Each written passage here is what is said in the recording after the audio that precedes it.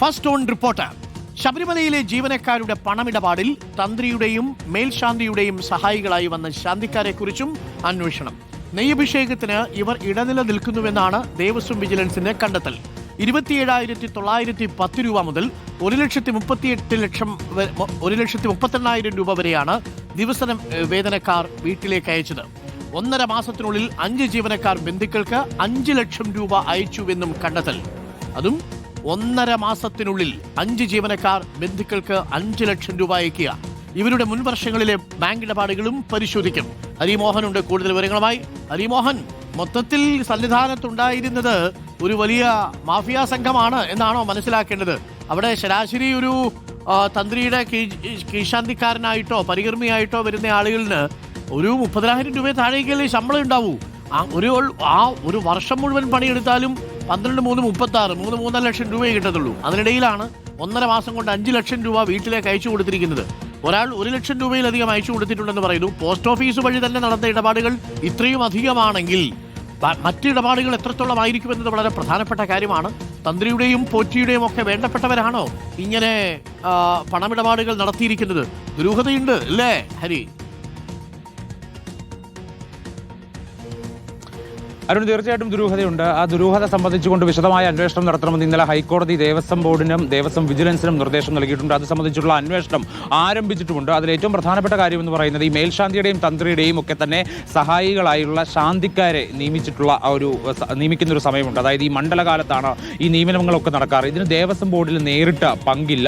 ദേവസ്വം ബോർഡിന് അഭിമുഖം നടത്തുകയോ ദേവസ്വം ബോർഡിന് നിയമനം നടത്തുകയോ ഒന്നും ചെയ്യാൻ കഴിയില്ല.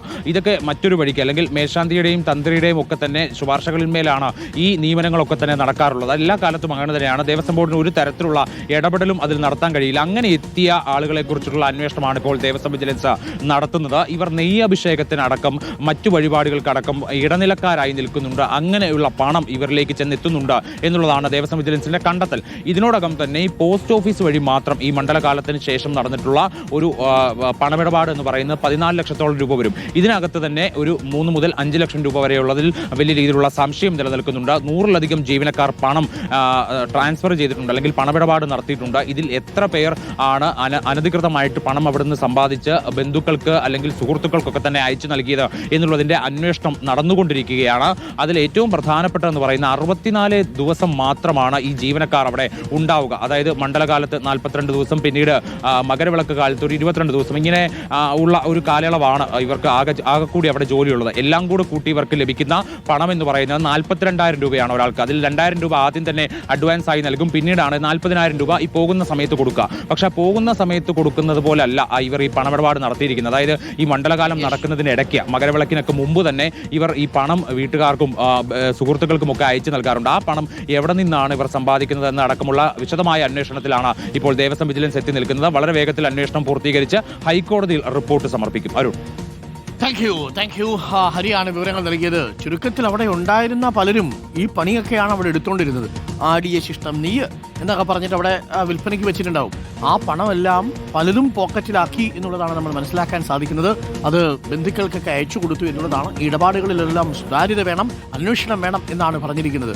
ചുരുക്കത്തിൽ ഇത് എന്നു മുതൽ തുടങ്ങി, ഇത് എന്ന് അവസാനിച്ചു എന്നുള്ളതാണ്. അവസാനിക്കുന്നതേയില്ല, തുടരുകയാണ് അവിടുത്തെ തട്ടിപ്പ്. ഈ മണ്ഡല മകരവിളക്ക് കാലത്തെ കഥയാണ് ഇപ്പോൾ പറയുന്നത്.